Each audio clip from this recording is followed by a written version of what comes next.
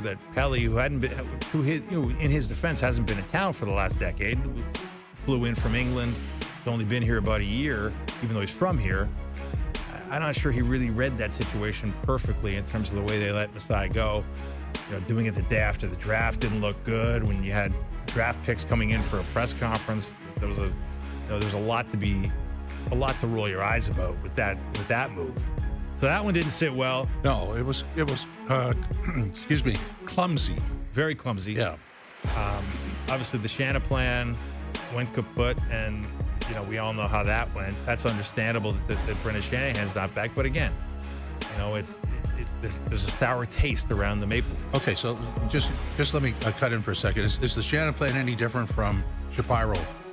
It's almost the same length of time. It's on a similar timeline. Yeah. I mean, Shanahan got here a couple years before, but it's a similar timeline. And you could argue that there's been more squandered in Shapiro's era here, because it's not like they haven't won a playoff game.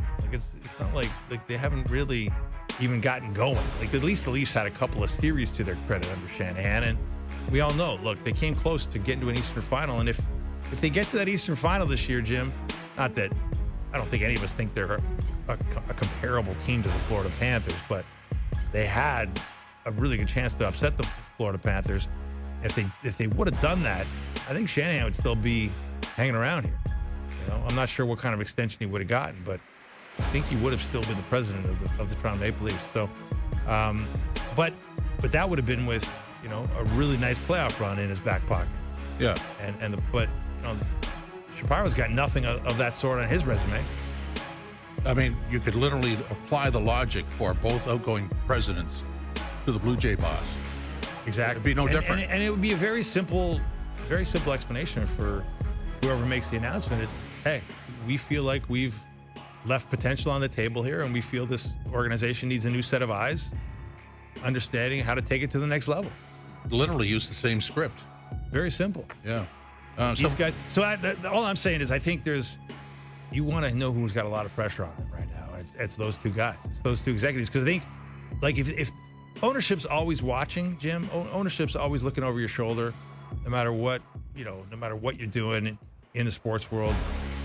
There's some owners that are more involved than others. They're always watching, but I would say the ownership right now is watching with a keener eye than ever, because they're sensitive to this moment in history, because they're taking over the whole landscape and they want to make a statement that they actually know what the hell they're doing.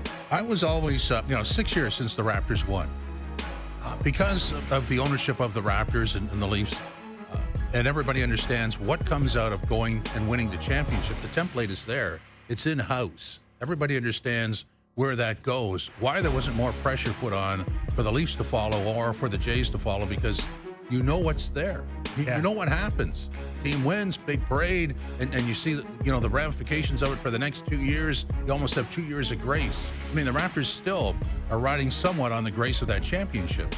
Well, tell that to Masai Ujiri. Well, but they are. Another job. I think, but that's when things were bad, people would go, "Wow, the guy in charge is the guy who built the championship, so he's going to figure it out." There's a grace period. You're right. That's why Masai Ujiri is still a very marketable basketball executive. Yeah, because he's got that thing in his back pocket, right? He's got a ring around his finger. He's got an incredible trade history on his resume, and the last few years haven't gone as well.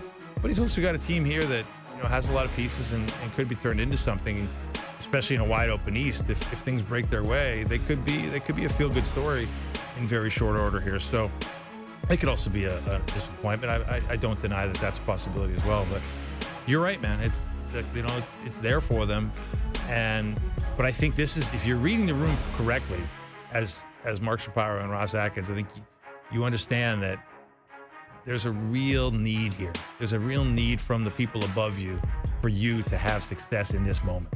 I think a lot of people, first of all, they said 2025 was the year. Most of the people we've had on in the week that you and I have done this show have agreed that this is the year. You push the chips into the middle of the table, you go for it, because things start to change next year. Yeah, exactly. Things start to change. And that's reading the room. And look, next year could be like last year, where you never really got off the ground. You never really found it.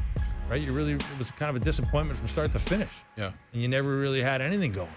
And so, you had injuries, you had just a certain malaise. You had the GM talking about guys being in their own heads at the plate with runners in scoring position. You had, nothing went your way, and so you just can't be sure when you're going to have your moment. You're right, and look now. Don't look now, but the Yankees have a big storybook win last night.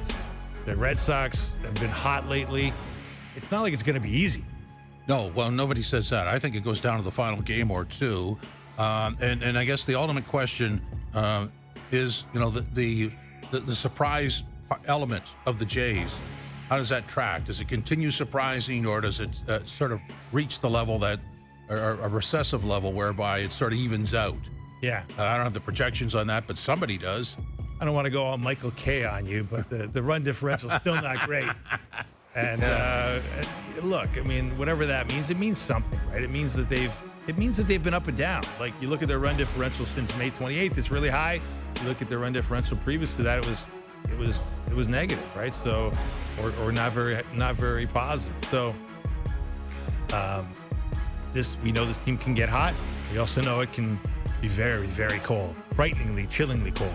Yeah, well, we've been there. So if you had to do a max, what would you, if you could, I guess, empty the till, get whatever you needed to guarantee success, not only winning the division, but going deep in the playoffs, if not all the way? What are the pieces for you? Yeah, I think it would be much of what we discussed here, that you start with the 10-pole starter that you can count on to round out the rotation. You'd move on to a reliever, to your point, that the Steve Phillips' argument that put Hoffman in a better spot with another power arm back there that would make his life a little easier and maximize his effectiveness. And then you would go powered bat, assuming that you just do not believe that Santander is going to be back and healthy and effective, and also assuming that you're going to have some fall off from these guys who filled that void that Santander has left there. Yeah. And you're not going to get Bam Bam Barger being what he's been for the rest of the season, or if you do, you be happy with it, but you just can't expect it. You can't plan on it. You can't plan on Davis Schneider and Lucas and the rest of this crew that has stepped up really big to keep stepping up all the time. And maybe they will, and maybe there's just a magic to this team, which would be great news. And you'd take that all day, but that still means you could add talent.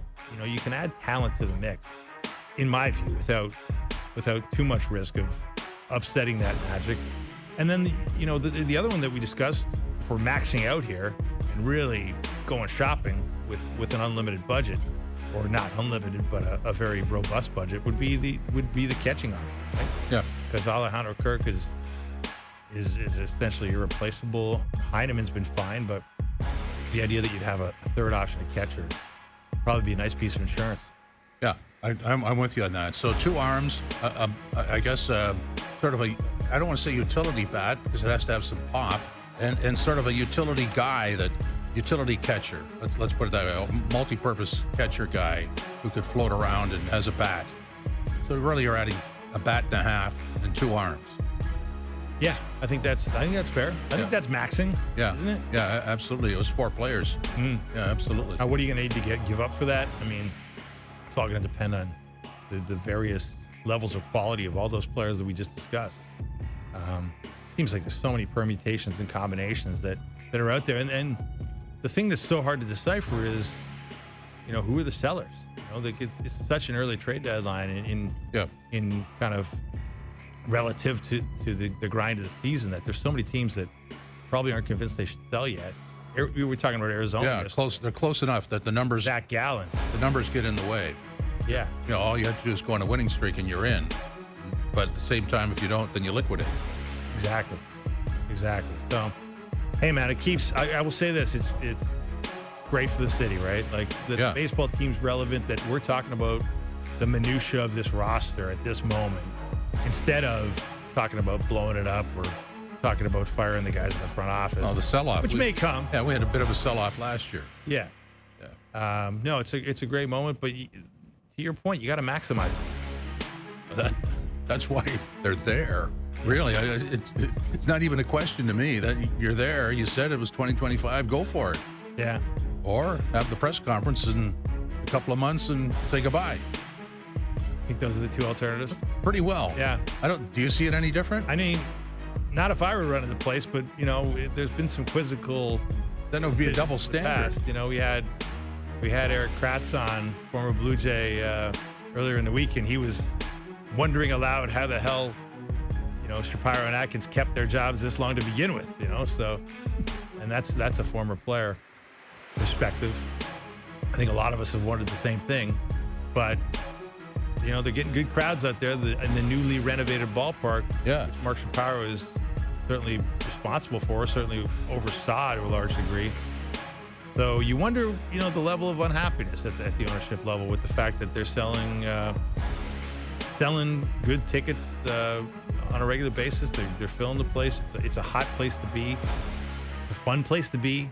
It's a refreshed place to be, and obviously it would be a much more coveted ticket if these guys can max out the trade deadline and add further electricity to the air. Jays are in Oakland, not in Oakland, and Sacramento against the A's on the weekend. Scherzer goes tonight. Raptors against Chicago, Summer League basketball. We'll get into that. That's on TSN 4 tonight. And, of course, in the CFL, Calgary and Saskatchewan, 9 o'clock, TSN 1, 3, and 5. We'll come back with Chris Colabello talking about the Blue Jays, baseball, and a bunch of other stuff. This is Overdrive, live on YouTube, TSN 4, TSN 1050.